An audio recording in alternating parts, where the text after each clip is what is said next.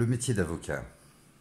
La plupart des avocats que j'ai côtoyés, et je pense que beaucoup de gens seront d'accord avec moi, ce sont des gens qui, du haut de leurs 8 ou 11 ans d'études, sont extrêmement hautains, ne sont pas souvent à l'écoute, vous prennent de haut et ils sont à la limite du méprisable. Quand j'étais gamin, mon père étant un mafieux, j'avais le profond désir de devenir avocat, mais je voyais à ça ce qu'on voit dans les films. Agiter le grand de manche, faire sa pièce de théâtre devant tout un tribunal, en criant « mais non, mon client n'est pas coupable ». Je voyais la prestance de l'avocat, mais je n'y voyais pas les longues heures passées dans un bureau, à étudier des dossiers, etc., qui m'auraient franchement déplu. Beaucoup d'avocats sont à la limite du méprisable, comme beaucoup de personnes qui ont fait de grandes études, les médecins, etc., qui eux aussi vous prennent de haut. Et puis il y a ceux qui excellent, les grands qui n'ont rien à prouver.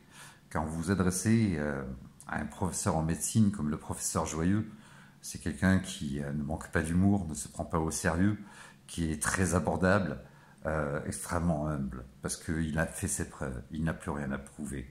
Il n'y a que les petits qui se mettent sur un piédestal parce qu'ils ont plein de choses à prouver et à se prouver à eux-mêmes. Il y a environ 5 ans de ça, il y a 6 ans, je découvrais le monde de l'aide sociale à l'enfance avec ses abus et ses défaillances.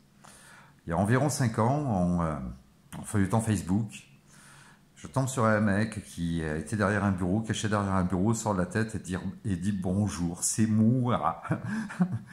Et il fait un sketch. Et je me suis dit, tiens, très agréable, c'est un nouveau comique marseillais. Et peu de temps après, le sketch m'a bien fait rire, peu de temps après, il refait un sketch, mais cette fois-ci en courant, en faisant son footing. En même temps, il faisait visiter Marseille, et en même temps, eh bien, il faisait un sketch, il faisait rire. Je me suis intéressé à ce personnage, et il s'est avéré qu'il était avocat.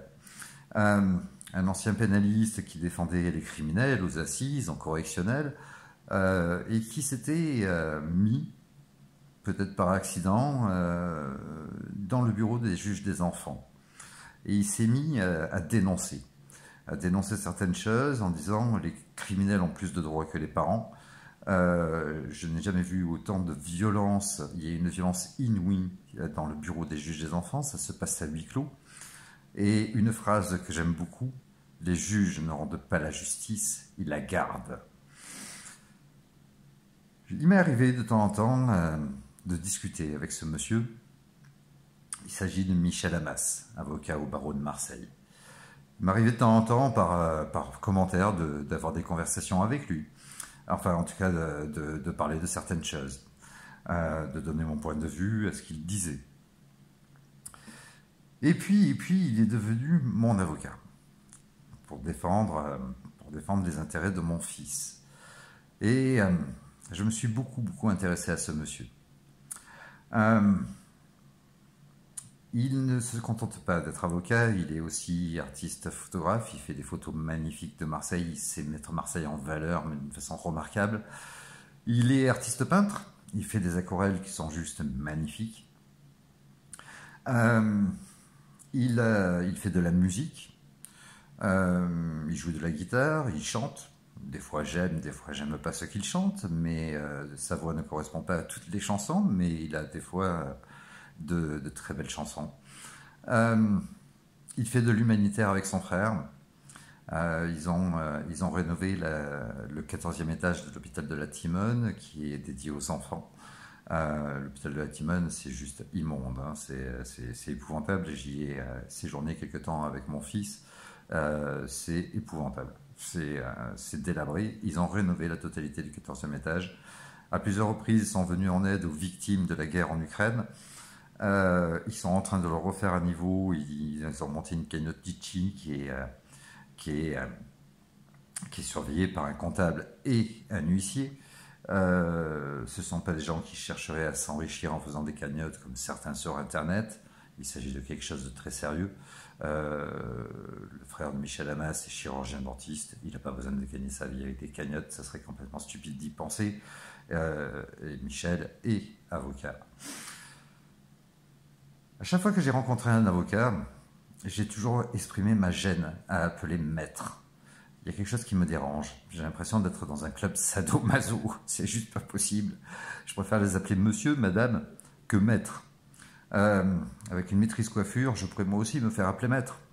Mais ça n'a aucun sens. C'est un diplôme obligatoire pour devenir professeur en coiffure, mais ça n'a aucun sens. Et j'aime pas appeler maître. Il y a un truc qui me dérange. Et donc voilà, je les appelais monsieur, madame. Avec Michel, il y a une relation très spéciale. Il se met pas sur un piédestal. Il se prend pas au sérieux. Quand il faut être sérieux, il est très sérieux. Et là, dans la conversation, s'installe automatiquement le vous. Et sinon, dans le reste de la conversation, on se dit tu. C'est un homme que j'apprécie énormément, mais au-delà de mon avocat. Tout ce qu'il expose, tout ce qu'il me raconte, c'est un mari qui est visiblement excellent, c'est un merveilleux couple. Ils travaillent ensemble et on les voit encore se tenir la main, s'embrasser, etc., chose qui est rare au bout de nombreuses années de couple. Tous ses enfants ont embrassé une belle carrière, ce qui prouve que ça a été un excellent papa. Il réussit tout ce qu'il touche visiblement. Mais au-delà de ça, il me donne de très bons conseils. C'est un homme de parole, je reconnais son origine corse. C'est un homme qui a tenu toutes ses promesses. Il ne se contente pas d'être avocat, il est monté au Parlement pour modifier certains textes de loi. Il a fait un projet de loi qui a été voté par la majorité au Parlement et qui va être bientôt voté au Sénat, enfin validé au Sénat. Et au-delà de ça, il y a une chanson qui pourrait très bien illustrer ce que je ressens pour Michel Amas. Il y a une chanson qui dit « C'est mon ami et c'est mon maître ». Alors je ne prétends pas que je suis son ami. Je ne pense pas l'être un jour, je n'ai rien à lui apporter. Au niveau intellectuel, j'ai rien à voir avec lui et je ne pourrais rien lui apporter dans ce domaine. Et pour le reste, je suis là aussi, je ne peux rien lui apporter. Mais en revanche, moi je considère que c'est mon ami. Il a tellement fait pour moi, il m'a tellement apporté que pour moi c'est plus qu'un avocat, c'est un véritable ami. Un, parce qu'il a tenu promesse. Deux, parce qu'il a su être là quand j'ai eu besoin. Alors bien sûr, je ne vais pas l'appeler à 2 h du matin parce que j'ai crevé un pneu à plan de campagne. Non. Il y a un moment où il faut savoir être juste. Mais il a su être là quand j'avais besoin de lui. Il s'est même permis de me donner des coups de pied au cul quand ça avançait plus. Parce que quand vous prenez un avocat, tout ne dépend pas de l'avocat. Si vous êtes malade, si vous avez un début de cancer au poumon, et que votre médecin vous donne des conseils pour que ça aille mieux, arrêtez le sucre ou arrêtez de fumer, et que vous consommez du sucre à tout va et que vous continuez à fumer comme un pompier, n'allez pas critiquer votre médecin qu'il est incompétent si votre cancer continue. Il y a une part de vous. C'est un travail d'équipe quand vous prenez un avocat et vous devez faire partie de l'équipe et suivre les recommandations. Mais au-delà de tout ça et du conseil qui doit être en étant avocat, eh bien, il m'a ouvert les yeux sur plein de choses. Il m'a ouvert les yeux sur plein de choses et au fil des conversations qu'on a pu avoir, parce qu'on ne parle pas que du juridique, on parle de beaucoup de choses,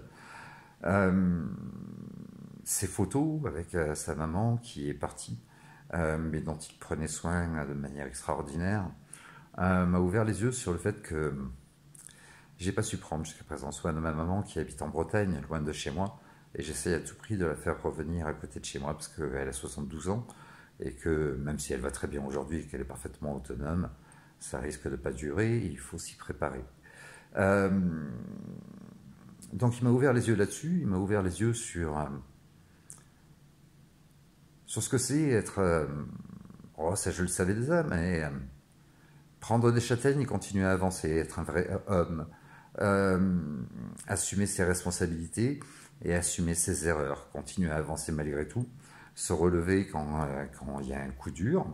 La vie vous inflige, je l'ai déjà dit dans une autre vidéo, la vie est un ring. Quand vous prenez un crochet et que ça vous met à terre, il faut se relever et continuer le combat. Et le combat n'est jamais terminé tant que la cloche n'a pas sonné. La cloche, c'est la fin de la vie, c'est la boîte en bois. Et en attendant, il faut continuer. Et il m'a réappris tout ça, il m'a permis de me remettre psychologiquement debout. Il m'oblige à me dépasser, parce que quand je le vois faire, quand je vois tout ce qu'il fait, tout ce qu'il expose sur les réseaux sociaux, j'ai pas d'une jalousie comme certains font, à critiquer à tout va et sans arrêt tout ce qui bouge, et même les gens hyper compétents, par jalousie, ou parce qu'ils ne savent faire que ça, haïr et critiquer. Quand je vois sa réussite, quand je vois tout ce qu'il fait, et tout ce qu'il fait de très bien, ben je me dis, si lui il y arrive, il n'y a pas de raison que moi j'y arrive pas. Et ça me permet de me remettre debout tous les jours en me disant... donc c'est mon ami et c'est mon maître. C'est mon maître et c'est mon ami, comme le disait la chanson. Et s'il y en a un que je me plairais à appeler maître, et pourtant je ne le fais pas parce que c'est un mot qui m'agace, eh bien c'est bien Michel. Moi, pour un avocat, c'est le seul qui le mérite. Dans mon cœur, en tout cas. Je vous salue, les amis.